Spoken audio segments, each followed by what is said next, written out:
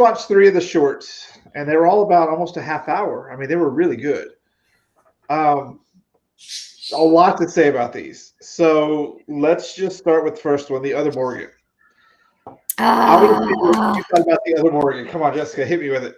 Oh my God, that was so well done. And you know what threw me off? Well, it didn't throw me off, but one of the actresses of The Other Morgan was in the next one we watched, Sisters. Did you know that? It's the same actress.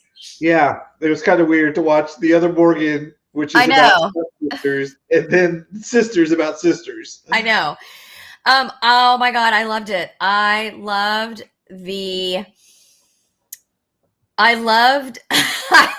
that one sister tried to save animals and one sister killed animals. I loved that opposite. God, the actors in the entire, and I recognized the dad from so many things. I thought he was a British actor. No. He's from The Office. He's Jerry. That was Jerry from The Office. I never watched The Office. I wasn't one of those. So The Other Morgan, we followed this exterminator named Morgan, whose dad was a veterinarian. And she's at this high school friend's house who's now popular, killing bats. And then she goes to the hospital because her dad's having cardiac arrest, and she meets another Morgan with her exact same name. It turns out that the dad had an affair in a whole other family, but he called the kids the same name. So he named them both Morgan. Yeah. Yeah, one is like very much like her dad. The other one, which we follow, is very much not like her dad. And like you don't know what's happening until the end, and it's like, wow, that was really well done. Like, I would almost watch this as a short form series. Like, if you were to follow their adventures afterwards for a couple episodes, I think I would watch some more of that one, just because it was how vastly different they were. But then you realize why they were so vastly different, which I'm not even going to spoil. But what spoil? Yeah. How they ended up so differently because. When they had the confrontation at the end, and the one sister said what she said because she knew about the other sister. I don't know what you're talking about. So at the end of Morgan, okay, this is a spoiler if you watch it or not.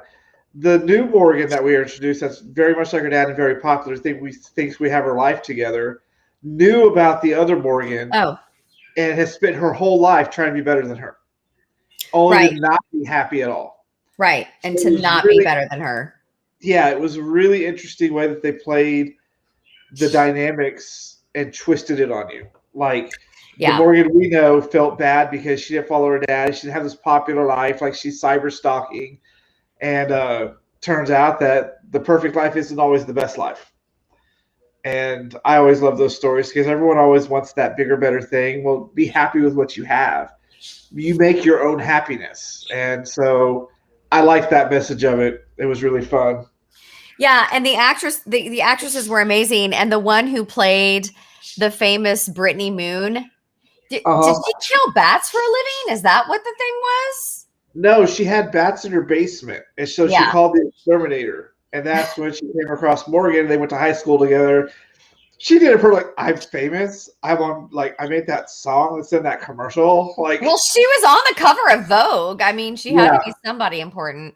That beginning scene with Brittany Moon and the Morgan that we get to know, the exterminator Morgan, was so fucking funny. Their comedic timing. Brittany Moon was like, like they were so hilarious. Oh my God, it was so well written and it was so well acted. I loved it. I loved it. So then we followed this one about stepsisters with one about actual sisters. Yes. And this one I saw as estranged sisters coming together to deal with life and death issues and somewhat reconnecting over their mother's death. Yes. It was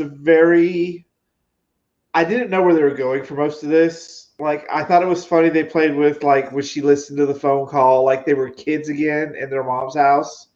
Because, you've got the one sister who's very just done with everything and the other dutiful sister. And that one was interesting. And it had a post-credit scene. Yeah. So Which I had trouble with. I had to ask you about it. yeah, it's to me it was fun watching them kind of because I love short films because you don't need to drag stories out. This story could Yeah, have been dragged out horribly over 2 hours. totally. This is the perfect timing for them to kind of start rebonding a little bit over their mom's death. And I think my favorite scene was when they decided at the end to be back together because like the one sister can't have kids, so there's just, well, I'll have your kid. And the mom smiled and died. Like that was my favorite scene because Yeah. her kids got back together. Right. She And was then she you was get the waiting for post-credit that. scene where they're at her grave and they're not very happy to be together anymore. Like it's Well, they've the got sister who's expecting, like the sister that wants the other sister to have her baby, she's super happy. The sister who's actually pregnant is like, oh God, what have I gotten myself going into? into. She did it Yeah. for money. I mean, you knew she did it for money because Yeah. when they were talking about how expensive it is for surrogate, you literally saw dollar signs in her eyes. Like it was Yeah. She's like 50 grand, I'll do it. Yeah. I thought the relationship between the two sisters was typical, and I don't say that to mean that's a bad thing. I think yeah. it was well done. I think that they, don't get along. There's a power struggle. There's always a kind of a power struggle with an older sister, younger sister dynamic anyway, and I can 100% literally vouch for that. So I thought that was pretty normal, but I loved all the things about it that were quirky. Like the one sister was like, she goes and she buys the tags that you use in like a garage sale. Little 4 dot stickers. Yeah, and she's like, okay, everything with a blue dot is yours, and everything that we put a red dot on is mine. And they have this whole music video montage of like even like putting on all of the clothes. Like the one sister who's red puts on all the red clothes, and the sister who's blue puts on all the blue clothes. And I thought that was so fun. And they're tagging the most random things that apartment, like this little cat statue. Do you really want that? Like, you must have some serious memories tied to that. Like, it wasn't anything valuable, picture frames and stuff. But that's what you do. Like, people who have kind of like I've heard stories of siblings who are close and they're like, I don't care, just take everything. I don't need the money, you take it, or whatever. And then I've heard of like siblings who are that petty and like, okay, we're going to put a blue sticker on everything that's for you because you're blue. And we're going to put a red sticker on everything that's for me because I'm red. And yeah, they're putting stickers on, picture frames and like you said, the cat statue. So I thought that was kind of fun. And I think it just more like explained that they have like this power struggle, which is a typically normal thing with older, younger sisters. And yeah, my favorite part too was when the mom had the most subtle smile, when she heard that the daughter was going to have her baby. I also just loved just the quirk, like putting that crazy 80s wig on the mother who's dying from cancer, who clearly has not had any hair for a long time. She's like, really? 80s wig? And she's like, that's what she wanted. Like that, like just like that fun little quirky stuff. I love that. Yeah, so this one was really interesting. I didn't see where it was going to go because usually I can pick up where stories are evolving to. I thought it was going to end up being a fight. They were going to divide everything, and the mom was going to wake up. And I like the fact that they came back together, but then regretted coming back together with the post-credit scene. Only the one sister, though. The one sister who was carrying the child on their face. I didn't see the other sister have a weird look on her face. She did? Yeah, they both had that weird look because now they're stuck together, having a kid together. It's it was like watching those couples who get pregnant, now they're stuck together. Yeah. It was like watching them. It's priceless. That's funny. I'll have to look at that again. Yeah, and so the third was absolutely fucking amazing. We watched Femme. This was a hard one to watch, but it was, to me, the strongest thing we've watched so far. And granted, we haven't watched a lot, but this was fucking amazing. From the lighting, like I loved all the neon lighting, even in the drug house. Everything just fit the fact that the entire world is kind of queer, but we hide it. Like, I looked at the outfits. I love their outfits, and it makes me mad that we have these gender norm standards. Like, whoever decided a suit and tie is professional, it's stuffy and boring. That is, like, you're wrong. We should be able to wear whatever we want to wear. And I love when they do that. Like his outfit just fucking glittered the whole time. So the whole concept is this kid is gay and he's grown up with bullies, and his dad told him you'll always be bullies. Now he's a grown adult dealing with, a obviously traumatic breakup, and his boyfriend's already moved on, and so he decides to be a little adventurous and ends up in a very bad place. Yeah, I kind of got the idea though that him and the girl that he was hanging out with, like his girlfriend, not girlfriend, but the friend that was a girl, they turn a lot of tricks for drugs. They turn tricks for money, and that's like how they have fun and go out. No judgment. I'm just saying, like, they probably lived pretty hard anyway, like just going out and doing drugs and whatnot. And so it wasn't, because she originally had propositioned that guy, and then she tapped out, and then Jordan was like, no, I'll do it. I'll just take 10 minutes. I'll just blow him and I'll get like a gram or whatever he said. Yeah. So like, they're used to be, living hard, but then I think it did such a good job of showing that whole, I fucking hate this too, man, where it's like, it's okay to be curious sexually about the opposite sex. It doesn't have to mean that you all of a sudden need a title.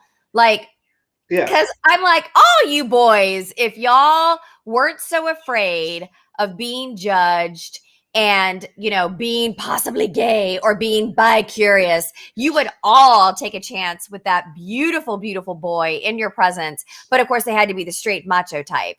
And I get so fucking sick of that. And I think that this film did a really good job of showing like all these because they even call you bro, hey, bro, hey, bro, hey, bro. And it was like, oh, they're such bros. But like either all of them were gay or part of them were gay, or probably all of them were at least bi-curious, because they're like, hey, where you going? Because they're like doing this weird flirtation thing too. And so I get sick of our society, not being allowed to just be like, hey, come sit by me, and not beating the shit out of the person because you're uncomfortable with your own sexual feelings. Like actually going on a date, or, I mean, not that this was about dating, but I'm just saying like, of course it had to be all the bros who were uncomfortable with possibly, because that actor, the person who played Jordan, was beautiful. Oh, he was, he or she, I don't know the pronouns. What? It was a perfect casting, but did you notice in the house, it was all neon gay club lighting almost. All the colors were like neon pinks, neon blues, which lets you know that the whole world is queer. You just have to accept it. That's what I got from watching. I didn't feel the whole world was queer. I felt like in their bro house, I felt like if they weren't so worried about being judged, and if they had the opportunity to spend time with another gender fluid or whatever Jordan identified as, I thought he was gay, but it never specifically said that. Like if they weren't so fucking concerned about their what is it called, outside persona or whatever, then it wouldn't have been a problem. I felt like those guys were all probably gay or at least bi-curious, but then of course they had to beat the shit out of them because, spoiler. Dudes, they're probably pegging somewhere. Dude, and that's what kills me about our society is that all these labels that we have, and no judgment on anyone that has a label. Please, please, please get your do what you need to do for you. You need to label yourself. You need to go for it. But I'm also like, hey, why can't you just be a fluid person? And just enjoy the person's company. Like anyone can objectively take a look at that boy, and he was so beautiful. I mean, he was gorgeous. And so, yeah, I thought the film did a really good job at displaying what that taboo is for the bros in the bro house. Yeah, and then that ending. Wow. I didn't see it coming. I didn't see it. And I guess we can't really talk about the ending because it's a spoiler, even though I gave a spoiler. But the spoiler that I gave is not the ending, by the way. That was really rough. And I fucking loved, like you mentioned, the lighting, the sound design. That's why I'm glad I got my better headphones. The sound design was so, like the production values in this short were really fucking high. Like somebody spent some money. Like the sound, the lighting, because yeah, you're right.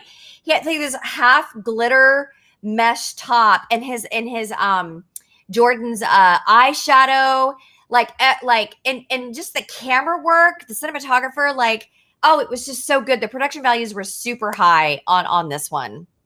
It was amazing. And this is one of the things that we would miss normally because we don't like people don't get a lot of opportunity to watch shorts, which is why we really focus on so many of them.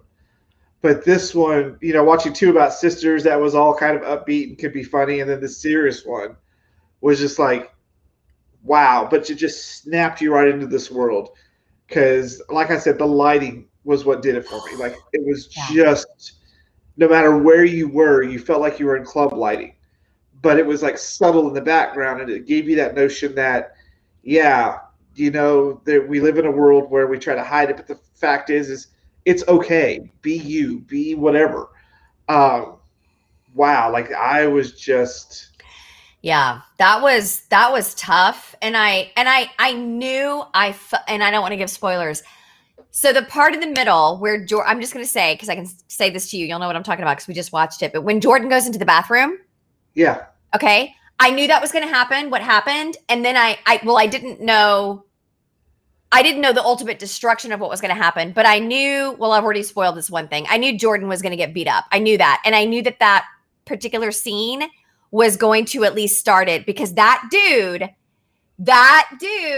was not entirely comfortable with Jordan. Cause like when he brings him to the house, he's like, yeah, we're just gonna go up, it's okay. Like, just gonna go, and they're like, who is that? And they're making fun of Jordan, and Jordan's kind of uncomfortable. And the guy's like, it's fine. We're just gonna go upstairs. It's like, okay, this guy is acting like a bro. Like Jordan's gonna get his ass kicked. So I wasn't surprised by that. But after that, I was like, oh, Jordan's had it. Like, this is like this beautiful man has been bullied and called all of these slurs all of his life. Jordan's had enough. It has had enough. I loved it. I can't wait to watch more. I loved it, and I'm probably going to watch that again before the festival's over because Yeah, I made a start to watch that one again, and I want to watch the other again. Because it was kind of like a sensory overload too. Because I was like with you, I was taken with the lighting, and then the sound design was fucking gorgeous. So now that I've got all that, like now I can like really concentrate on the rest of the story. And God, that every single person in that short was such a good actor. Oh my God. It was definitely something. Yeah. So we're going to be watching more shorts throughout the week, and we have our first feature film at 2. We're going to be watching Broadcast Signal Interrupted. What is that about? I don't remember. It is, hold on. It's a foreign film, I believe, about... Oh, it's a foreign film? I think so. I think it's from... Let me go look at my schedule here real quick. It is... Here is like, we were talking about the schedule in the pre-show. You can't find anything easily because everything gets buried because they release 500 things every 2 hours. Yeah. Okay. Oh, no. Executive Order is the one we're watching at 2. Oh, is that a French film? I can't remember. It's Brazil. An dystopian near future in Brazil, an authoritarian government orders all citizens of African descent to move to Africa, creating chaos, protests, and underground resistance movement. Yeah, I put that in my South by Southwest too. I'm like, I really want to see that. So I got a ticket for that too. Yeah, and so tonight is Broadcast Signal Interrupted. That's our first Midnighters, and this one is... In the late 90s, a video archivist unearths a series of sinister pirate broadcasts and becomes obsessed with uncovering the dark conspiracy behind them. Yeah, that one looks pretty good. All right, so now, what are we going to do now? We're going to take a quick break, and we're going to start at 2 o'clock by watching Executive Order. Okay, cool. And so All right. you have a ticket for that one, right? For Executive Order, I think I Yeah. do. That's the Brazilian There's film, still right? tickets for all the movies we're gonna watch, yeah. Because we realized we were gonna screen share with each other, but Jessica can't hear anything very well, so we've been watching them on our own accounts, which is probably better in the long run, so they can see you watch all these things when they go back and look. So yeah, just do Executive Order and then Romeo and Juliet at 4, and then Broadcast Oh, Signal. you know what I also want to see? Yeah. There is a film about Salma Blair, introducing Salma Blair, and that actually is released at 2 as well. We'll mark that one, and you can talk about that, and I'll talk about other ones if we don't watch them together. Okay, I don't think I have a ticket. We can stop streaming if you want, but I don't think I have a ticket for Executive Order. I wonder if I can still get one. Yes, they're there. So we'll be back in a couple Okay. hours with some more reviews.